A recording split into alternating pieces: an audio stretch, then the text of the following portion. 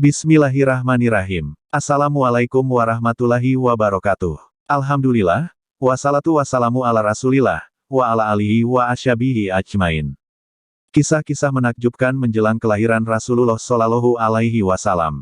Bahagialah engkau, wahai Aminah dengan lahirnya Nabi yang agung ini, Nabi pemilik cahaya yang terang benderang, Nabi pemilik keutamaan, Nabi pemilik kemuliaan, dan Nabi pemilik segala bentuk pujian, kata Nabi Ibrahim alaihissalam. Tidak sedikit kitab dan buku yang menerangkan bagaimana mengagumkan dan menakjubkannya detik-detik menjelang kelahiran Nabi Muhammad Shallallahu Alaihi Wasallam. Nabi dan Rasul terakhir Allah Subhanahu wa Ta'ala. Banyak kejadian ajaib dan luar biasa terjadi, baik pada saat-saat sebelum dan sesaat setelah Rasulullah lahir. Pada malam menjelang kelahiran Rasulullah misalnya, pintu-pintu surga dibuka lebar. Sementara pintu-pintu neraka ditutup rapat-rapat. Ribuan malaikat turun ke bumi sehingga memenuhi seluruh gunung di Makkah. Bulan terbelah. Bintang bersinar begitu terang. Burung-burung yang penuh cahaya memenuhi ruangan rumah Sayyidah Aminah. Tidak hanya itu, Sayyidah Aminah juga mengalami hal-hal yang luar biasa dan tidak lazim selama mengandung Rasulullah. Berbeda dengan wanita hamil lainnya, Sayyidah Aminah tidak pernah merasakan rasa letih, payah, dan lesu ketika mengandung Rasulullah. Di dalam kitab An-Nimatul Kubra, Alam karya Syihabuddin Ahmad bin Hajar Al-Haytami Asy-Syafi'i sebagaimana diuraikan buku Happy Birthday Rasulullah, banyak kejadian mengagumkan dan menarik yang menimpa Sayyidah Aminah selama mengandung, utamanya selama 12 hari sebelum kelahiran Rasulullah atau mulai dari malam tanggal 1 hingga malam tanggal 12 Rabiul Awal. Pada malam tanggal pertama Rabiul Awal, Sayyidah Aminah mendapatkan kedamaian dan ketenteraman dari Allah Subhanahu wa Ta'ala sehingga ia merasa begitu tenang dan damai. Pada malam tanggal kedua, Sayyidah Aminah menerima seruan berita dari Allah Subhanahu wa Ta'ala kalau ia akan segera mendapatkan anugerah yang agung dan mulia. Pada malam ketiga, lagi-lagi Sayyidah Aminah menerima pesan dari Allah Hatif bahwa ia sebentar lagi akan melahirkan Nabi paling agung dan paling mulia, Nabi Muhammad Shallallahu Alaihi Wasallam. Pada malam keempat, suara zikir malaikat terdengar dengan jelas hingga ke telinga Sayyidah Aminah. Memasuki malam kelima bulan Rabiul Awal, Sayyidah Aminah mimpi bertemu dengan Nabi Ibrahim alaihissalam. Dalam mimpi tersebut, Nabi Ibrahim alaihissalam meminta Sayyidah Aminah untuk bergembira karena telah mengandung Nabi Muhammad Shallallahu Alaihi Wasallam, Nabi pemilik keutamaan. Bahagialah engkau, wahai Aminah dengan lahirnya Nabi yang agung ini. Tak hanya api orang Majusi, Danau Sawa di Irak juga menjadi kering ketika Rasulullah lahir. Tadinya, danau tersebut menjadi tempat persembahan dewa. Rasulullah terlahir dalam keadaan sudah bisa melihat langsung. Karena beliau akan menjadi Rasul, Allah Subhanahu wa Ta'ala memberikan sejumlah keistimewaan. Beliau lahir dalam keadaan sudah terhitan, bersih, dan pusar sudah terpotong. Rasulullah lahir di kota Makkah yang aman dan Allah sudah bersumpah di Al-Quran atas nama Makkah. Allah berfirman dalam surat Atin, demi negeri Mekah yang aman ini. Jauh sebelum itu, Nabi Ibrahim alaihissalam pernah berdoa yang diabadikan dalam Al-Quran Surat Ibrahim ayat 35 tentang kota Makkah. Dan ingatlah ketika Ibrahim berdoa, "Ya Tuhan, jadikanlah negeri ini, Makkah, negeri yang aman, dan jauhkanlah aku beserta anak cucuku agar tidak menyembah berhala." Itulah keistimewaan Makkah, yang di dalam kota itu terlahir seorang insan paling mulia, penutup para nabi, serta pimpinan para nabi dan rasul. Jauh sebelum kejadian itu semua para pemuka Nasrani dan Yahudi sudah sangat mengetahui detail tanda-tanda yang pasti akan terjadi, dan mereka berharap dari golongan mereka lah sosok itu akan muncul. Nabi pemilik cahaya yang terang benderang, Nabi pemilik keutamaan, Nabi pemilik kemuliaan, dan Nabi pemilik segala bentuk pujian, kata Nabi Ibrahim alaihissalam, kepada Sayyidah Aminah. Pada malam ke-6, Sayyidah Aminah melihat cahaya memenuhi sudut-sudut alam semesta hingga tidak ada kegelapan padanya. Tidak lain, ini adalah untuk menyambut kedatangan Rasulullah. Pada malam ke-7, Sayyidah Aminah melihat malaikat ramai-ramai mendatangi rumahnya. Mereka menyampaikan kabar gembira bahwa waktu kelahiran Rasulullah semakin dekat. Pada malam ke-8, Sayyidah Aminah mendengar berita Hatif, yang menyerukan kepada seluruh penghuni alam semesta untuk berbahagia karena kelahiran Nabi kekasih Allah Subhanahu wa Ta'ala telah semakin dekat. Pada malam ke-9, Sayyidah Aminah begitu tenang dan damai. Tidak ada rasa susah dan sedih sedikit pun padanya lantaran Allah Subhanahu wa Ta'ala telah menganugerahi Sayyidah Aminah kasih sayang yang begitu berlimpah. Malam ke-10, Sayyidah Aminah melihat kalau tanah Mina dan Haif bergembira menyambut kelahiran Rasulullah. Malam ke-11, Sayyidah Aminah melihat seluruh penghuni langit begitu senang menyambut detik-detik kelahiran Rasulullah. Malam ke-12, Sayyidah Aminah yang ada di rumah melihat langit begitu cerah, tidak ada mendung sama sekali. Mulanya Sayyidah Aminah menangis terseduh-seduh karena pada malam ini ia sendirian di rumah. Abdul Muthalib, sang kakek Rasulullah, tengah bermunajat di Ka'bah. Namun kemudian Allah Subhanahu wa Ta'ala mengutus 4 wanita utama untuk menemani Sayyidah Aminah selama proses kelahiran Rasulullah. Mereka adalah Sayyidah Hawa istri Nabi Adam alaihi salam, Sayyidah Sarah istri Nabi Ibrahim alaihi salam, Sayyidah Asyah binti Muzahim, dan Sayyidah Maryam binti Imran ibunda Nabi Isa alaihi salam. Pun sesaat setelah kelahiran Rasulullah, banyak peristiwa tidak lazim juga terjadi. Aras bergetar hebat, seluruh langit dipenuhi cahaya sehingga menjadi terang. Istana Kisra berguncang begitu dahsyat sehingga menyebabkan 14 balkonnya roboh. Api abadi yang disembah oleh umat Majusi padam. Gereja di sekitar Buhairah roboh. Bahkan, Ka'bah juga ikut bergetar selama 3 hari karena bahagia menyambut kehadiran Rasulullah. Itulah sebagian keajaiban-keajaiban yang terjadi, dan hanya diketahui oleh orang-orang yang Tuhan kehendaki, yang sudah mengetahui akan tanda-tanda apa itu semua. Nabi Muhammad SAW diserahkan kepada Halimah, seorang dari dusun Bani Sa'ad, supaya disusukan dan diasuh di dusun itu, sesuai dengan adat kebiasaan yang telah berlaku di lingkungan para bangsawan Quraisy pada masa itu.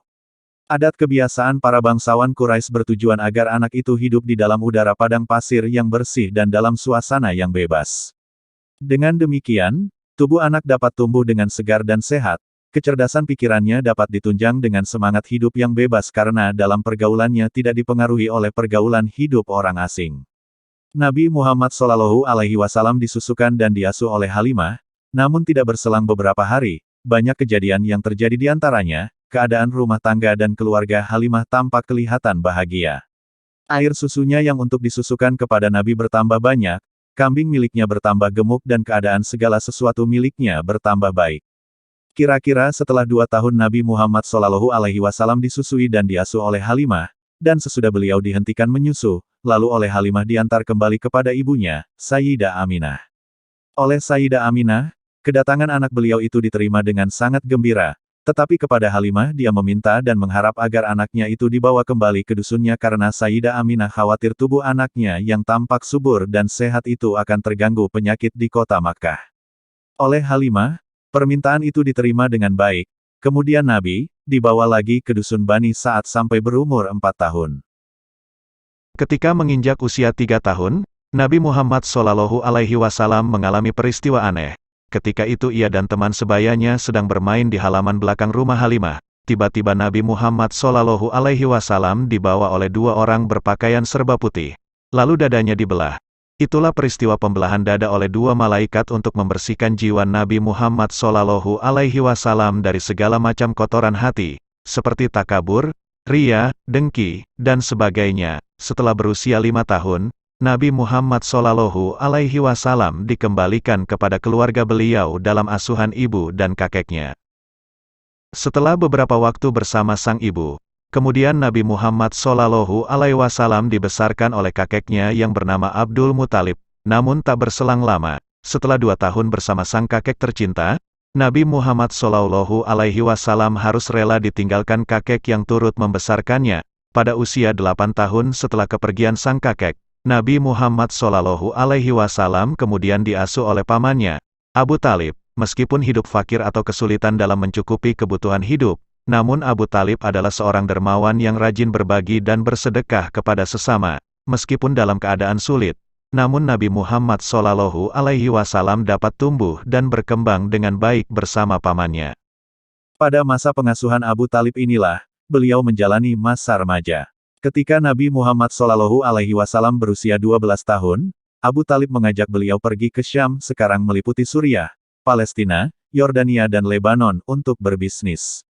Tatkala kafilahnya sampai di Busra, mereka berjumpa dengan seorang pendeta Nasrani bernama Buhairah. Dia mulai memperhatikan Nabi Muhammad SAW, lalu menghampiri dan berbicara dengannya. Tak lama, ia menengok ke Abu Talib dan bertanya, "Apa hubunganmu dengan anak kecil ini?" "Iya anakku," jawabnya. Ia bukan anakmu, dan semestinya anak itu tidak memiliki ayah yang masih hidup, kata Buhairah. Abu Talib pun mengakui bahwa dia adalah keponakannya. Pendeta itu lalu meminta kepada Abu Talib untuk membawanya pulang kembali, takut akan ada orang-orang Yahudi yang hendak menyakitinya. Lantas ia pun membawanya kembali ke Mekah. Setelahnya, Ahmad Shallallahu Alaihi Wasallam, nama lain Nabi, menjalani masa remajanya dengan menggembala kambing, kendati upah yang didapat hanya beberapa kirat, 1 kirat, 0,2 gram berlian. Tidak lain kecuali untuk memenuhi kebutuhan hidup dan membantu paman yang menanggung banyak anak. Layaknya remaja zaman itu, banyak sekali yang rusak akibat perbuatan maksiat. Tapi dengan izin Allah Subhanahu wa Ta'ala, Ahmad Shallallahu Alaihi Wasallam muda nan gagah terjaga dari perbuatan yang merugikan kebanyakan kawan sebayanya. Sampai suatu ketika Nabi bercerita tentang dirinya, bahwa dia pernah 2 kali duduk mendengarkan pesta perkawinan ketika zaman jahiliyah, tapi Allah Subhanahu wa Ta'ala tutup telinganya hingga tertidur dan terbangun esoknya dengan terik matahari. Setelah itu, aku tidak pernah lagi berniat mengikuti perbuatan buruk, hadits riwayat Tabrani. Ketika Nabi Muhammad Shallallahu Alaihi Wasallam menginjak usia 20 tahun, di Mekah terjadi peristiwa Harbul Fijar, peperangan Fijar. Perang yang meletup antara kabilah Quraisy bersama Bani Kinanah melawan Qais dan Ailan. Beliau pun ikut berperang dengan paman-pamannya dan menyiapkan anak panah untuk mereka. Pasca kemenangan kabilah Quraisy dalam peperangan tersebut, disepakatilah perjanjian yang diabadikan dengan istilah Halful Fudul. Bertambahlah pengalaman beliau dalam masalah diplomasi dan negosiasi.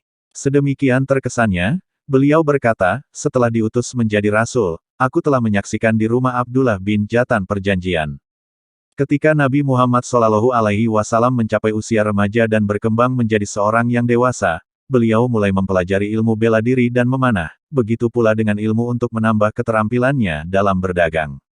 Perdagangan menjadi hal yang umum dilakukan dan dianggap sebagai salah satu pendapatan yang stabil. Nabi Muhammad Shallallahu Alaihi Wasallam menemani paman beliau berdagang ke arah utara, dan secepatnya tentang kejujuran dan sifat dapat dipercaya beliau dalam membawa bisnis perdagangan telah meluas, membuatnya dipercaya sebagai agen penjual perantara barang dagangan penduduk Mekah. Seseorang yang telah mendengar tentang anak muda yang sangat dipercaya, adalah seorang janda yang bernama Sayyidah Khadijah. Ia adalah seseorang yang memiliki status tinggi di suku Arab dan Sayyidah Khadijah sering pula mengirim barang dagangan ke berbagai pelosok daerah di tanah Arab. Reputasi Nabi Muhammad Shallallahu Alaihi Wasallam membuatnya terpesona sehingga membuat Sayyidah Khadijah memintanya untuk membawa serta barang-barang dagangannya dalam perdagangan. Nabi Muhammad Shallallahu Alaihi Wasallam dijanjikan olehnya akan dibayar 2 kali lipat dan Sayyidah Khadijah sangat terkesan dengan sekembalinya beliau dengan keuntungan yang lebih dari biasanya. Akhirnya, beliau pun jatuh cinta kepada Sayyidah Khadijah kemudian mereka menikah. Pada saat itu beliau berusia 25 tahun, sedangkan Sayyidah Khadijah mendekati umur 40 tahun, tetapi ia masih memiliki kecantikan yang menawan. Perbedaan umur yang sangat jauh dan status janda yang dimiliki oleh Sayyidah Khadijah, tidak menjadi halangan bagi mereka, karena pada saat itu suku Quraisy memiliki adat dan budaya yang lebih menekankan perkawinan dengan gadis ketimbang janda. Walaupun harta kekayaan mereka semakin bertambah, Nabi Muhammad Shallallahu Alaihi Wasallam tetap sebagai orang yang memiliki gaya hidup sederhana. Ia lebih memilih untuk mendistribusikan keuangannya kepada hal-hal yang lebih penting. Ketika beliau berumur 35 tahun, beliau bersatu dengan orang-orang Quraisy dalam perbaikan Ka'bah. Ia pula yang memberi keputusan di antara mereka tentang peletakan Hajar al-Aswad di tempatnya. Saat itu beliau sangat masyhur di antara kaumnya dengan sifat-sifatnya yang terpuji. Diriwayatkan pula bahwa Nabi Muhammad Shallallahu Alaihi Wasallam percaya sepenuhnya dengan keesaan Tuhan. Ia hidup dengan cara amat sederhana dan membenci sifat-sifat angkuh dan sombong. Ia menyayangi orang-orang miskin, para janda dan anak-anak yatim serta berbagi penderitaan dengan berusaha menolong mereka. Beliau juga menghindari semua kejahatan yang biasa di kalangan bangsa Arab pada masa itu seperti berjudi, meminum minuman keras, berkelakuan kasar dan lain-lain, sehingga ia dikenal sebagai as-Sa'dik yang memiliki arti yang benar. Gua Hira di puncak Jabal Nur, Makkah, menjadi tempat bersejarah bagi umat Islam. Nabi Muhammad Shallallahu Alaihi Wasallam menerima wahyu pertama kali dari Allah Subhanahu wa Ta'ala di gua tersebut melalui malaikat Jibril alaihissalam. Turunnya wahyu pertama Al-Quran menandai dimulainya periode kenabian, nubuwah. Saat wahyu pertama ini diturunkan, Nabi Muhammad Shallallahu Alaihi Wasallam sedang berada di Gua Hira, tiba-tiba malaikat Jibril datang menyampaikan wahyu tersebut. Adapun mengenai waktu atau tanggal tepatnya kejadian tersebut, terdapat perbedaan pendapat di antara ulama. Sebagian meyakini peristiwa itu terjadi pada bulan Rabiul Awal pada tanggal 8 atau 18 tanggal 18 berdasarkan riwayat Ibnu Umar. Sebagian lainnya pada bulan Rajab pada tanggal 17 atau 27 menurut riwayat Abu Hurairah. Dan lainnya adalah pada bulan Ramadan pada tanggal 17 Al-Bara bin Azib 21, Syekh Al-Mubarakfuri, dan 24 Sayyidah Aisyah, Jabir dan Watsilah bin Asko. Dalam Sahih Al-Bukhari diceritakan, dari Sayyidah Aisyah Ummul Mukminin, bahwa beliau berkata, permulaan wahyu yang datang kepada Rasulullah Shallallahu Alaihi Wasallam adalah dengan mimpi yang benar dalam tidur. Dan tidaklah beliau bermimpi kecuali datang seperti cahaya subuh. Kemudian beliau dianugerahi kecintaan untuk menyendiri, lalu beliau memilih Gua Hira dan bertahanut yaitu ibadah di malam hari dalam beberapa waktu lamanya sebelum kemudian kembali kepada keluarganya guna mempersiapkan bekal untuk bertahan kembali. Kemudian beliau menemui Sayyidah Khadijah mempersiapkan bekal. Sampai akhirnya datanglah Al-Haq saat beliau di Gua Hira, malaikat Jibril datang seraya berkata, "Ikra, bacalah." Beliau menjawab, "Aku tidak bisa baca." Dalam hadis itu, Nabi Shallallahu Alaihi Wasallam menjelaskan, malaikat itu memegangku dan memelukku sangat kuat kemudian melepaskanku dan berkata lagi, "Bacalah." Beliau menjawab, "Aku tidak bisa baca." Maka malaikat itu memegangku dan memelukku sangat kuat kemudian melepaskanku dan berkata lagi, "Bacalah." Beliau menjawab, "Aku tidak bisa baca." Malaikat itu memegangku kembali dan memelukku untuk ketiga kalinya dengan sangat kuat lalu melepaskanku, dan berkata lagi, "Bacalah dengan menyebut nama Tuhanmu yang menciptakan, Dia telah menciptakan manusia dari segumpal darah. Bacalah, dan Tuhanmulah yang Maha Pemurah." Nabi Shallallahu Alaihi Wasallam kembali kepada keluarga beliau dengan membawa kalimat wahyu tadi dalam keadaan gelisah dan ketakutan.